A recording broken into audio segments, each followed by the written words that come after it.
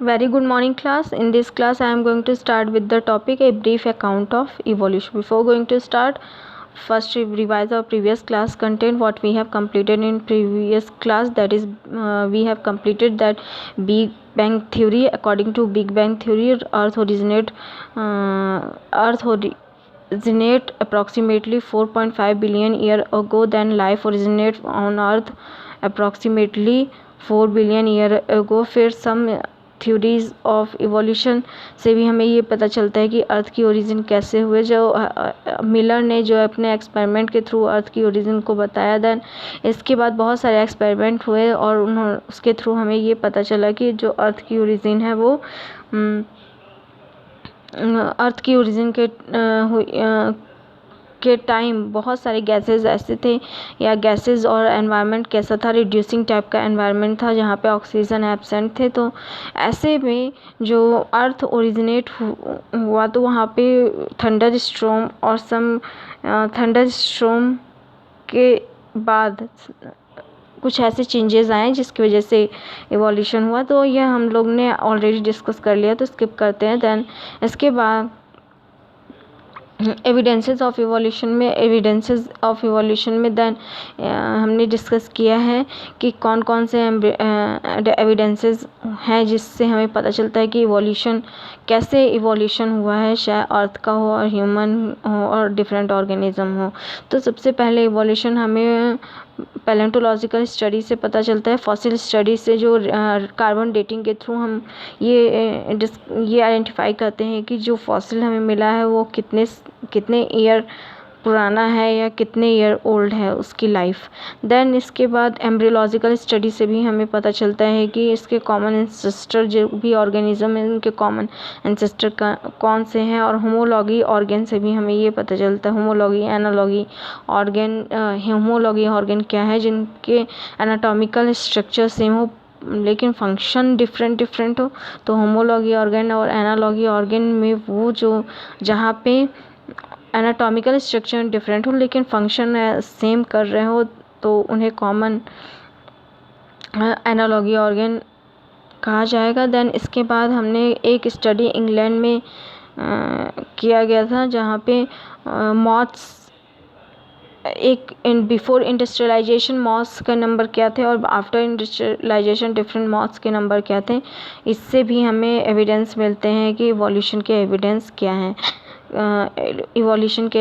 क्या हैं. Then finally हम फिर इसके बाद बहुत सारे एडॉप्टिव रेडिएशन टॉपिक आया. एडॉप्टिव रेडिएशन से हमें ये डिफरेंट इवॉल्व कैसे स्पीसीज़ होती हैं और ह्यूगो डिवरीज के अकॉर्डिंग म्यूटेशन के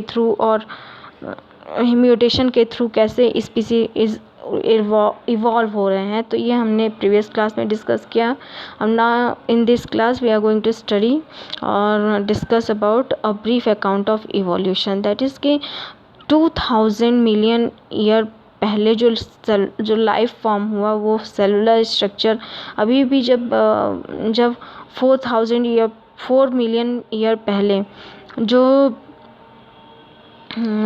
4 मिलियन ईयर पहले जो लाइफ बताया गया था वो समय लाइफ का जो ओरिजिन था वो तब बहुत ही सिंपल मॉलिक्यूल फॉर्म हुए थे. नाउ 2000 ईयर पहले और ईयर अगो मिलियन ईयर पहले जो फर्स्ट लाइफ फॉर्म हुआ था वो अर्थ पे फॉर्म हुआ था. वो 2000 ईयर पहले हुआ था. The mechanism of how non cellular aggregate of giant macromolecule could evolve into cell with membranous envelope is not known. इससे पहले कोई जो सेल थी जैसे कि 4 मिलियन ईयर पहले जो सेल ये का फॉर्मेशन हुआ था according to Big Bang theory और जो भी लाइफ ओरिजिनेट हुए थे इससे हमें क्या पता चला था कि जो मिलर के एक्सपेरिमेंट से हमें ये पता चला था कि जो लाइफ ओरिजिनेट हुआ होगा वहाँ पे पहला जो मॉलिक्यूल रहा होगा वो प्रोटीन और बायो मॉलिक्यूल्स वो प्रोटीन, सिंपल प्रोटीन और आरएनए. Genetic material.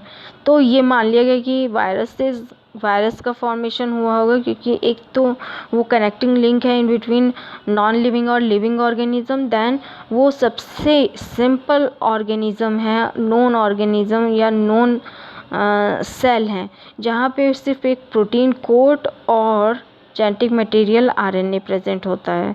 तो इसके थ्रू ये आइडेंटिफाई किया गया कि इससे पहले जो भी ऑर्गेनिज्म रहा होगा वो बहुत सिंपल रहा होगा, लेकिन 2000 मिलियन ईयर पहले जो पहला सेल बना होगा वो मेम्ब्रेनस बना होगा, जो डबल मेम्ब्रेनस एनवेलप में इनक्लोज होगा, और साथ में उसकी एबिलिटी क्या होगी, वो रिलीज़ कर सकता होगा oxygen, ability to release oxygen. तो ये पहला ऑर्गेनिज्म कौन हो गया, तो इससे हम ये पता कर सकते हैं कि पहला ऑर्गेनिज्म और क्या है, वायरस के बाद बैक्टीरिया है, जो सेल विथ मेम्ब्रेनस एनवेलप, जहाँ पे मेम्ब्रेनस एनवेलप होते हैं, और double membranous envelope plasma lemma और सेल वॉल जहाँ पे प्रेजेंट होंगे, और साइनोबैक्टीरिया से हमें ये पता चलता है कि they can release oxygen by metabolic activity और by photosynthesis process.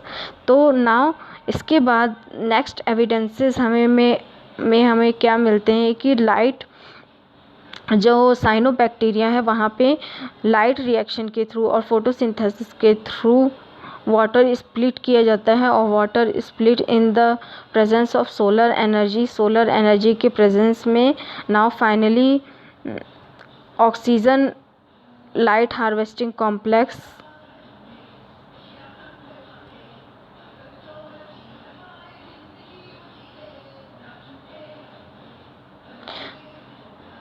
Light harvesting pigment के थ्रू फाइनली अपना कार्बोहाइड्रेट और सिंपली कार्बोहाइड्रेट बनाने के लिए वो वाटर मॉलिक्यूल को स्प्लिट करते हैं और ऑक्सीजन रिलीज़ करते हैं। तो पहला लाइफ फॉर्म जो एनवेलप्ड में हो और एनवेलप हो, जिसका सेल एनवेलप में इनक्लोज हो और साथ में ऑक्सीजन रिलीज़ करता हो और विथ बाय फोटोसिंथेसिस प्रोसेस, तो वो पहला ऑर्गेनिज्म साइनोबैक्टीरिया है। नाउ 500 फिर जैसे जैसे टाइम पास होता गया और इसके बाद अदर लाइफ ओरिजिनेट होने लगे, जैसे कि इनवर्टिब्रेट कुछ 500 मिलियन ईयर पहले इनवर्टिब्रेट्स का फॉर्मेशन हुआ। देन 350 मिलियन ईयर पहले जॉलेस फिशेस का फॉर्मेशन हुआ, और प्लांट्स और जो प्लांट्स हैं और सीवीड्स, ये अप्रॉक्सीमेटली 320 मिलियन ईयर पहले इनका फॉर्मेशन हुआ। तो धीरे धीरे लाइफ ओरिजिनेट करती गई। दैट मीन्स कि जब 4000 ईयर पहले पहला सेल जो बना, फिर वो कैसा था, 4000 ईयर पहले जो सेल बना वो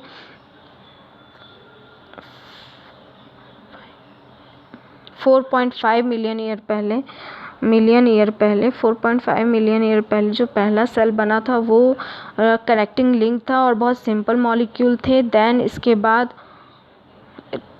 इसके बाद 2000 मिलियन ईयर पहले जो पहला सेलुलर फॉर्म लाइफ के फॉर्म में अपीयर्ड हुआ, और वहाँ पे जो जायंट मैक्रोमोलिक्यूल भी दिखने लगे, और वहाँ जो वो रिलीज़ कर सकते थे oxygen molecule by photosynthesis process in the presence of sunlight and photosynthetic और light harvesting pigments.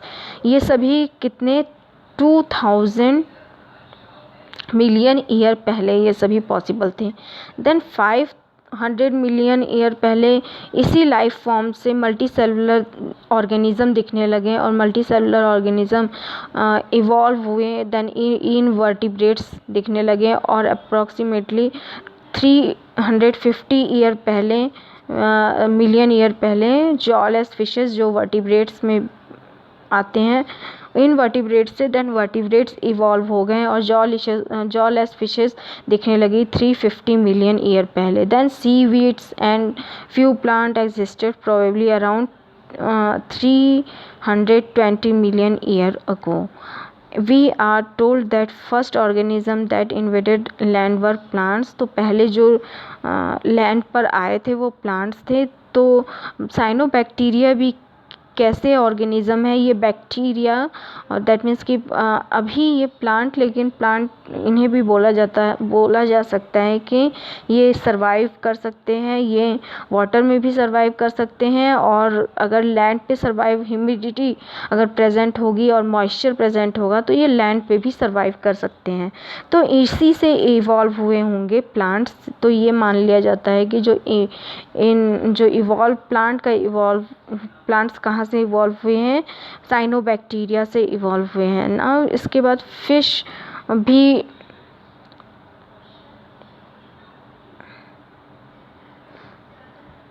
Strong fins, फिर इससे पहले जो फिशेस, जो जब अर्थ या इवोल्यूशन हो रहा था तो जो फिशेस थी वो उनमें भी स्ट्रॉन्ग फिन्स देखा गया, और ये समझा जाता है या ये माना जाता है कि जो फिशेस थी वहाँ पे भी स्ट्रॉन्ग फिन थे, जिससे वो लैंड पे भी आ सकती थी और वाटर में भी, लैंड पर आके फिर से वाटर में जा सकते थे। देन इसके बाद अप्रॉक्सीमेटली 350 मिलियन ईयर पहले ये सब प्रोसेस हुआ होगा। देन इन 1938 एक फ़िश को भी साउथ अफ्रीका में पकड़ा गया था, कैच किया गया था, और ये बताया जाता है कि ये फ़िश सिलोकैंथ है जो अब एक्सटिंक्ट हो गए हैं।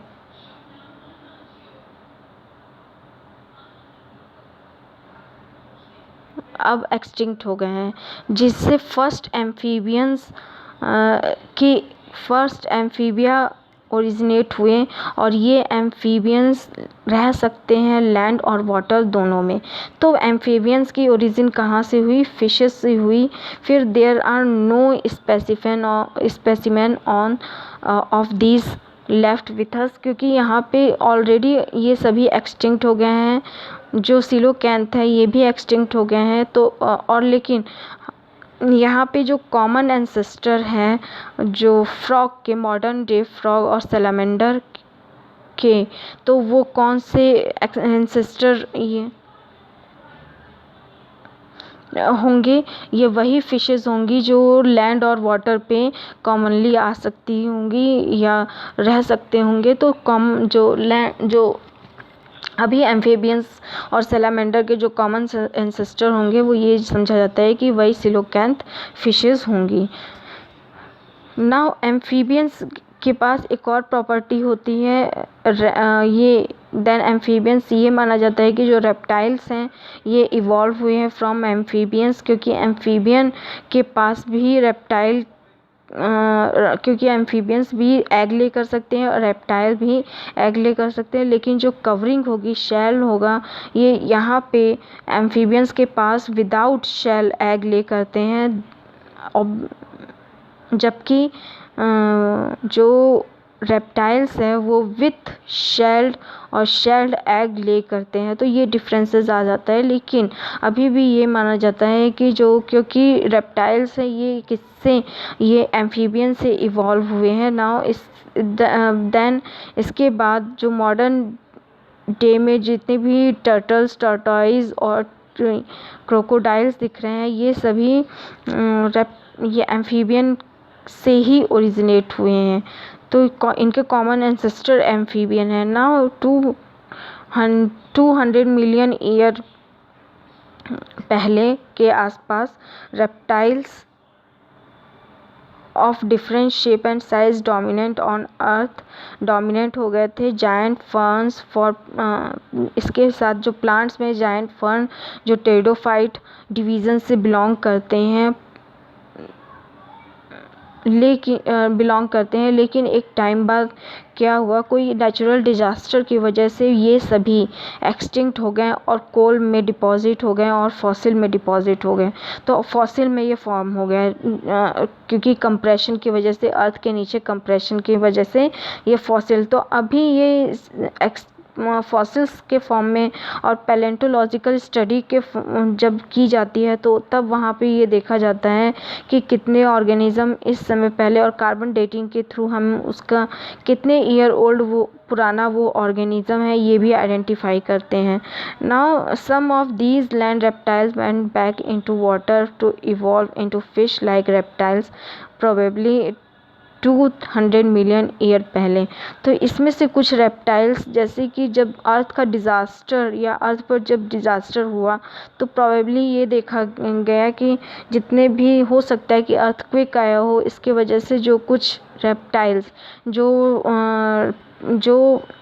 वाटर में भी सरवाइव कर सकते होंगे वो भी वाटर में भी सरवाइव कर सकते होंगे, वो प्रोबेबली क्या हुए कि वो वाटर में वापस चले गए और सरवाइव करने लगे, जैसे इक्थियोसोर्स, अनदर एग्जांपल इक्थियोसोर्स। नाउ इसके बाद लैंड रेप्टाइल्स जो जैसे कि डायनासोर्स, यहाँ पे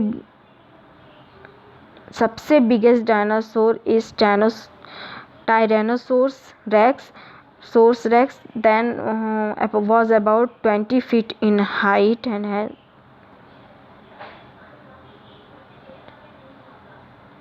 about 65 million years पहले the dinosaur suddenly disappeared from earth. We do not know the true reason. Some climatic change, मतलब कि कोई डिज़ास्टर की वजह से ही, या क्लाइमेटिक चेंज या डिज़ास्टर या अर्थक्वेक या टॉर्नेडोज, कुछ भी कोई नेचुरल डिज़ास्टर आया होगा, ये हमें अभी भी नहीं पता है, लेकिन उसी की वजह से वो एक्सटिंक्ट कर गए और जिसमें एक्सटिंक्ट करने के बाद वही स्पीसीज़ रह गए जो ज़्यादा उस चेंज एनवायरनमेंट में या जो भी चेंज क्लाइमेटिक कंडीशन में सरवाइव कर सकते हो। अब इसके बाद नेक्स्ट जब डायनासोर्स एक्सटिंक्ट हो गए और वो डिसअपियर हो गए, तब क्या हुआ कि अर्थ पे मैमल्स जहाँ पे एक्चुअली में जो अदर ऑर्गेनिज्म से जहाँ पे जिनका ब्रेन ज़्यादा डेवलप था और जो ज़्यादा एटमॉस्फेयर के लिए अवेयर थे, कॉन्शियस थे, वो फाइनली डेवलप करने लगे मैमल्स। तो मैमल्स ज़्यादा डेवलप करने लगे, लेकिन रेप्टाइल्स के केस में क्या हो रहा था कि जब रेप्टाइल्स थे तो वहाँ पे कॉर्निवोर्स मैक्सिमम थे, तो उस केस में ह्यूमन या मैमल्स ज़्यादा डेवलप नहीं कर पा रहे थे जितने भी मैमल्स थे। लेकिन जैसे ही वो डिसअपियर हुए वैसे ही मैमल फिर से वापस से दिखने लगे ना। फिर इसके बाद जो फर्स्ट मैमल है वो first mammal shrew, their fossil are small sized, हम जो फॉसिल स्टडी से स्मॉल साइज श्रियू मिले। फिर देन मैमल के कैरेक्टरिस्टिक क्या थे, इसमें एक और चीज़ है कि यहाँ पे कैसे ओरिजिनेट किए जितने भी रेप्टाइल्स, बर्ड्स एंड मैमल्स कैसे ओरिजिनेट किए। तो सबसे पहले जो एक्सटिंक्ट हो गए, जो अर्ली रेप्टाइल्स थे, वहाँ से सिनेप्स जो कॉमन एंसेस्टर थे, तो ये सभी जो जितने भी ईयर हैं वो उन्हें डिवाइड कर दिया गया है इन पीरियड्स में, जैसे कि between 350 to 300 million year time को कार्बोनिफेरस में डिवाइड कर दिया गया है। देन 300 to 250 को परमियान पीरियड में डिवाइड किया गया है। नाउ 250 से 200 मिलियन ईयर को ट्राइएसिक में डिवाइड किया गया है, 200 to 150 मिलियन ईयर को देन जुरासिक पीरियड में डिवाइड किया गया है। Now Cretaceous period 100 million year ago and tertiary period 50 million year ago and quaternary जो अभी प्रेजेंट टाइम चल रहा है। तो प्रेजेंट टाइम में एनिमल्स हमें कौन कौन से दिख रहे हैं, दैट इज़ रेप्टाइल्स में जैसे कि turtles, lizards, snake, tuataras and crocodile. Then ये रेप्टाइल्स में। देन बर्ड्स, जैसे बर्ड्स हमें आर्कियोप्टेरिक्स, जब फॉसिल जो फॉसिल स्टडी से, आर्कियोप्टेरिक्स के फॉसिल स्टडी से हमें ये पता चला कि जो बर्ड्स है वो इवॉल्व हुए हैं रेप्टाइल से। तो birds, then mammal again birds से इवॉल्व हुए हैं। तो जो कॉमन एंसेस्टर था इन सभी का, जितने भी हमें दिख रहे हैं ऑर्गेनिज्म, इन सभी के common ancestor early reptiles, then synapsids और सिनेप्सिड्स ये कॉमन एंसेस्टर हैं मैमल्स के। तो मैमल का सबसे पहला कॉमन एंसेस्टर है थेरैप्सिड्स। देन थेरैप्सिड्स के कॉमन एंसेस्टर हैं पेलिकोसोरस एंड इसके कॉमन एंसेस्टर हैं सिनेप्सिड्स। तो इससे हमें ये पता चलता है कि ये डिफरेंट कंडीशन में रहने की वजह से, डिफरेंट एनवायरमेंटल क्लाइमेट की वजह से या डिज़ास्टर की वजह से जो भी जो पर्टिकुलर ऑर्गेनिज्म सरवाइव कर गया है वो फिर मॉडिफाइड, अदर वो मॉडिफाइड किया है तब सरवाइव हुआ है, अदर वो नहीं तो वो एक्सटिंक्ट कर गए हैं। देन इसके बाद जो अदर ऑर्गेनिज्म है जैसे बर्ड्स, यहाँ से बर्ड्स को भी देख सकते हैं। बर्ड्स किससे इवॉल्व हुए हैं? अगेन यहाँ पे जो बर्ड्स हैं वो थिकोडॉन्ट्स रेप्टाइल से इवॉल्व हुए हैं और थिकोडॉन्ट फाइनली किससे इवॉल्व हुए हैं? सोरोप्सिडा से, और सोरोप्सिडा अर्ली रेप्टाइल से। तो इसकी स्टडी, चार्ट की स्टडी के थ्रू हम ये आइडेंटिफाई कर सकते हैं किस एरा में कौन सा ऑर्गेनिज्म डेवलप किए हुआ है और कौन से प्लांट डेवलप किए हैं और किस एरा को और कितने ईयर को किस एरा में डिवाइड और पीरियड में डिवाइड किया गया है ज़ूलॉजिकल पीरियड में। Then these period are Carboniferous, Permian, Triassic, Jurassic, Cretaceous, Tertiary and Quaternary. These periods are. Then इसके बाद जब देखते हैं कि जो मैमल्स हैं या जितने भी रेप्टाइल्स हैं वो किससे इवॉल्व हुए हैं? वो एम्फीबिया से इवॉल्व हुए हैं। फिर अबाउट 65 मिलियन ईयर पहले द डायनासोर्स सडनली ये डिसअपीयर हो गए कोई नेचुरल डिज़ास्टर की वजह से और क्लाइमेटिक चेंज की वजह से। फिर small size reptiles of that era still exist today. तो जो लास्ट साइज थे वो सरवाइव नहीं कर पाए और जो स्मॉल साइज थे वो सरवाइव कर गए, वो अभी भी हमें दिखाई दे रहे हैं। Then first mammal were like shrew, their fossil were small size fossil. Then reptile से जब मैमल इवॉल्व हुए तो मैमल विविपेरस, जबकि रेप्टाइल्स ओविपेरस हैं। शेल्ड एग ले करते हैं, यहाँ पे विविपेरस मैमल हैं और protect their unborn young inside the mother body. Then mammals were more intelligent in sensing, avoiding danger. At least when reptile came down, mammals took over this earth. That means कि जब उनका disappearance हुआ या जब वो extinct होने लगे reptiles, तब वो मैमल क्या हुए कि वो इवॉल्व हुए और मैमल दिखने लगे, मैमल ज़्यादा से ज़्यादा दिखने लगे, वो ज़्यादा इवॉल्व हो गए।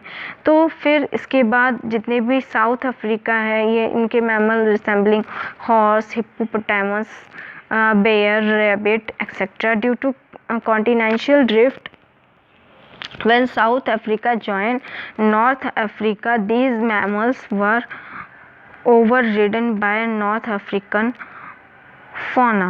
और ये बहुत ज़्यादा बढ़ने लगे और जब दो कॉन्टिनेंट एक दूसरे से जब जुड़ गए तो ये क्या हुआ कि तब ये मतलब कि एक तरीके से इनका रेडिएशन होने लगा। ये एक ट्रॉपिकल एरिया से दूसरे ट्रॉपिकल एरिया या दूसरे आइलैंड ये जाने लगे और वहाँ पे इवॉल्व होने लगे।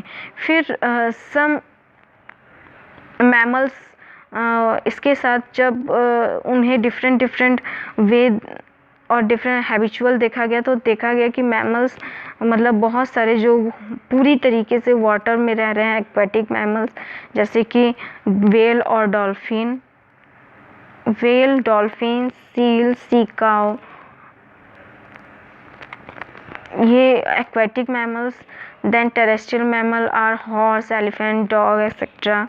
are the special stories of evolution. यहाँ पे evolution की वजह से the most successful story is the evolution of man with language, skill and self-consciousness.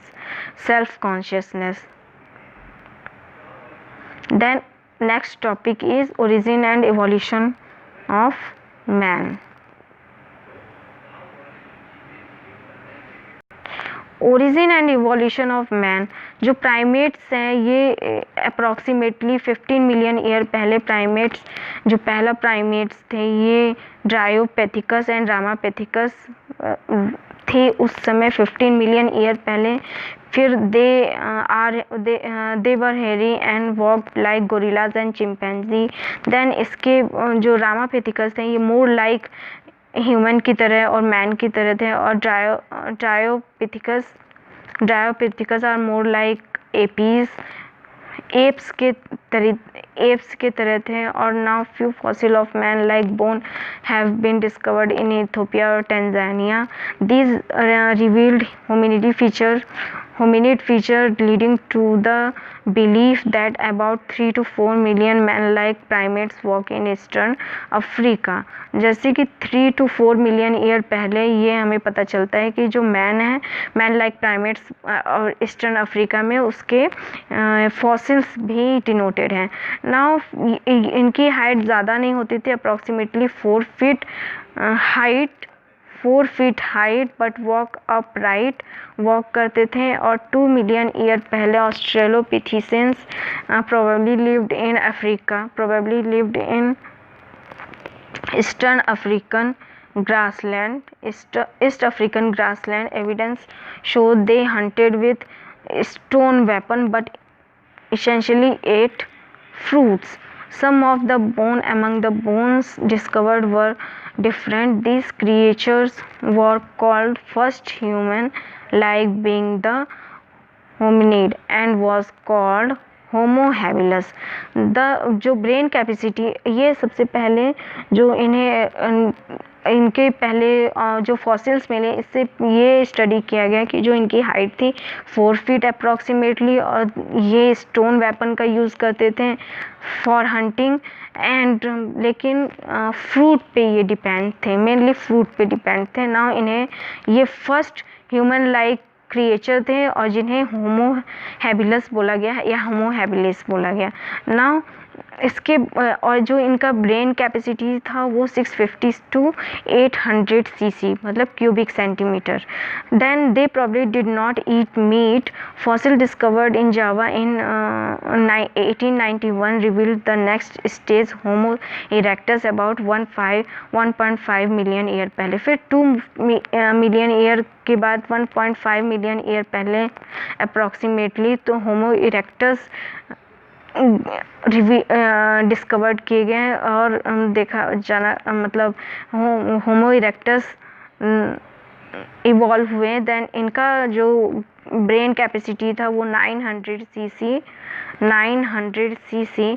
और फिर देन होमो इरेक्टस से निएंडरथल मैन, और निएंडरथल मैन ये ज़्यादा इंटेलिजेंट है in comparison to homo erectus, और इनकी ब्रेन कैपेसिटी 1400 cc देखा गया. और ये lived in near and east and central Asia in between 1 lakh to 40,000 year पहले.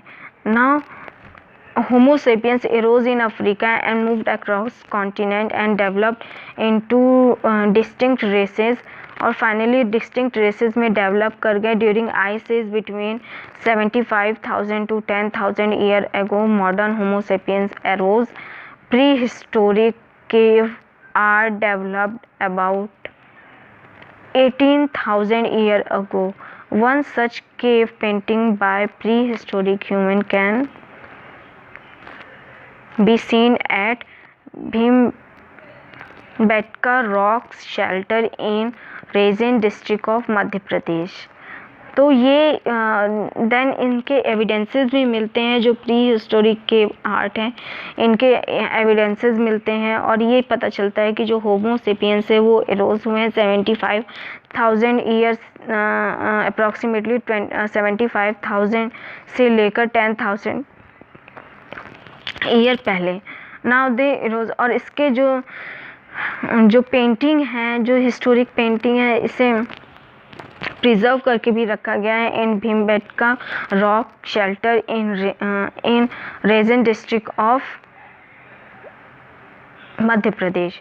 Now agriculture came around 10,000 year पहले जो एग्रीकल्चर आया, then settlement started the rest of what happen in part of human history of growing and declining of civilization ना। इसके बाद already denoted है history में, हमें पता है कि कैसे इवॉल्व हुए, कैसे ह्यूमन कल्चर इवॉल्व हुआ, देन एग्रीकल्चर कब इवॉल्व हुए और कब आया एग्रीकल्चर, कब लोग फील्ड में ग्रो करने लगे क्रॉप्स, ये अप्रॉक्सीमेटली 10,000 ईयर पहले, और हमें इसके एविडेंसेस भी मिलते हैं। और ये सभी एविडेंसेस चाहे होमो इरेक्टस हो, निएंडरथल हो, होमो हैबिलस हो, इन सभी के जो हमें एविडेंसेस मिलते हैं फॉसिल्स में, फॉसिल स्टडी के थ्रू हमें ये पता चलता है कि सबसे पहला प्राइमेट्स कौन रहे होंगे, दैट इज़ ड्रायोपेथिकस, देन रामापिथिकस, जो रामापिथिकस मोर लाइक ह्यूमन रहे होंगे और इसी से इवॉल्व हुए होंगे होमो हेबिलिस, और होमो हेबिलिस के जो एविडेंसेस है वो हमें फॉसिल्स में मिल जाते हैं, और इनकी जो ब्रेन कैपेसिटीज़ है approximately 650 to 800, then homo habilis से होमो इरेक्टस इवॉल्व होंगे जिनकी ब्रेन कैपेसिटी 900 cc है, cubic centimetre, then homo erectus से निएंडरथल इवॉल्व हुए जिनकी ब्रेन साइज और बढ़ गई अप्रॉक्सीमेटली 1400 cc, देन इसके बाद सेंट्रल और निएंडरथल जो मैन है इनकी एग्जिस्टेंस कहाँ कब पाई जाती है, approximately 1 lakh to 40,000 year back पहले इनके एग्जिस्टेंस पाए जाते हैं, और फॉसिल स्टडी से हमें पता चलता है। देन इसके बाद 75,000 और 10,000 के बीच में होमो सेपियंस एरोज हुए फ्रॉम निएंडरथल मैन से 75,000 से 10,000 के बीच में लगभग होमो सेपियंस का डेवलपमेंट हुआ। होमो सेपियंस जो अभी तक दिखाई दे रहे हैं, होमो सेपियंस तो अभी तक दिखाई दे रहे हैं। फिर एग्रीकल्चर का डिस्कवरी हुआ, और ये फिर यहाँ पे क्योंकि इनकी ब्रेन कैपेसिटी ज़्यादा थी तो इन्होंने ज़्यादा कल्चर, ज़्यादा स्किल और लैंग्वेज इन्होंने यूज़ किया, और ये अभी तक सबसे एडवांस स्पीसीज हैं denoted. Now next chapter in next class.